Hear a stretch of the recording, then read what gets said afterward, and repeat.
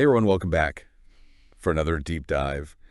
Today, we're going to be looking at a piece of writing about Anthony Bourdain. Okay. Now, this isn't like, a review of his latest restaurant or, recap of his Right. travel show or anything like that. This is something a little different. It's a piece that was written after his passing, and it's really more about, kind of the man himself and the questions that people had and the feelings that were kind of left behind. Yeah, it's heavy. It is. It's heavy stuff. It is. But I think it's really important to kind of dig into this, and see what we can learn from it. Absolutely. So I'm gonna just read an excerpt from this piece, and just bear with me because it's powerful stuff. I'm on the outside looking in. Doesn't matter anymore. What was big? Gold has turned to tin, disintegrating through the floor of the roller coaster. Black Mirror Dream has turned a nasty shade of green as death waits smiling with a hellish grin, counting the moments till he's let in. Why did you do it, Anthony Bourdain? Why did you do it, Anthony Bourdain? Why the hell did you come clean? Why did you do it, Anthony Bourdain? I look into your eyes and I see the sun. I turn around again and now there's none, hanging on by a thread. It's all in my head. They don't know I'm already dead. Why did you do it, Anthony Bourdain? Why did you do it, Anthony Bourdain? Why the hell didn't you come clean? Why did you do it, Anthony Bourdain? Wow. Yeah. It's a lot, right? It is. Yeah, that repetition really gets to you. Why did you do it?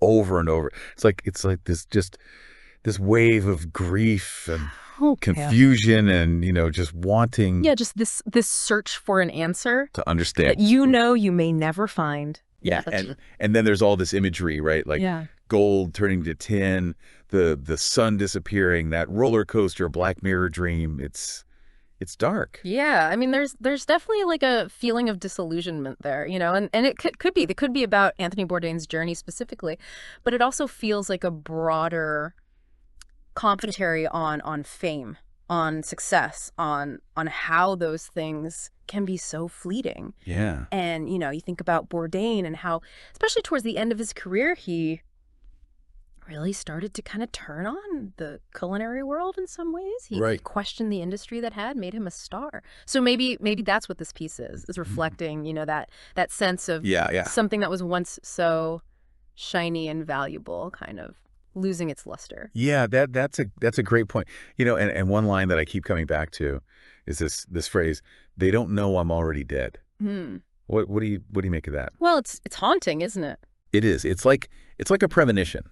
Yeah. Almost, or a sense of just being utterly lost. Yeah. Even before. Yeah, like a disconnect between the physical and the emotion, the spiritual, like feeling dead inside. Yeah. While still, walking and talking. It makes you think about like the masks we all wear, the personas we project to the world. And especially for someone like Bourdain, who was, constantly in the public eye. He had this image of being fearless, adventurous. Right, yeah, pushing boundaries. Always pushing the limits. Yeah. But what if that was just one side of the story? Exactly. This piece really forces us to confront that gap between the public persona and the private struggles, we see. The charismatic chef, the intrepid traveler, but underneath all that, who knows what was really going on? It could have been a story of loneliness, of despair. We just don't know. Yeah, we never truly know what's going on behind closed doors. No.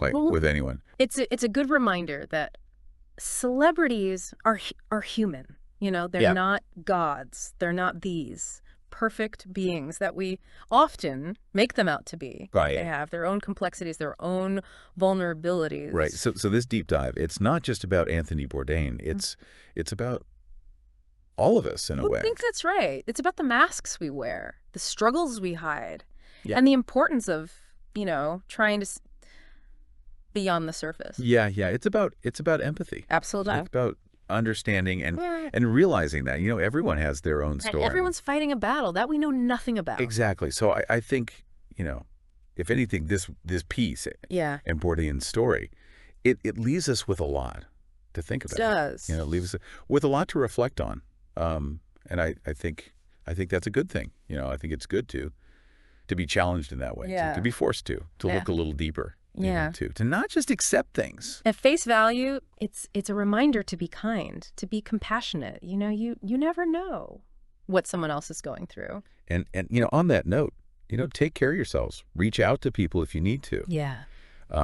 It's okay to not be okay, but it's important to talk about it, to connect, to not suffer in silence. Absolutely. I think that's all we have for today. But thank you for listening, and we'll see you next time for another deep dive. Thanks for having me. Expert.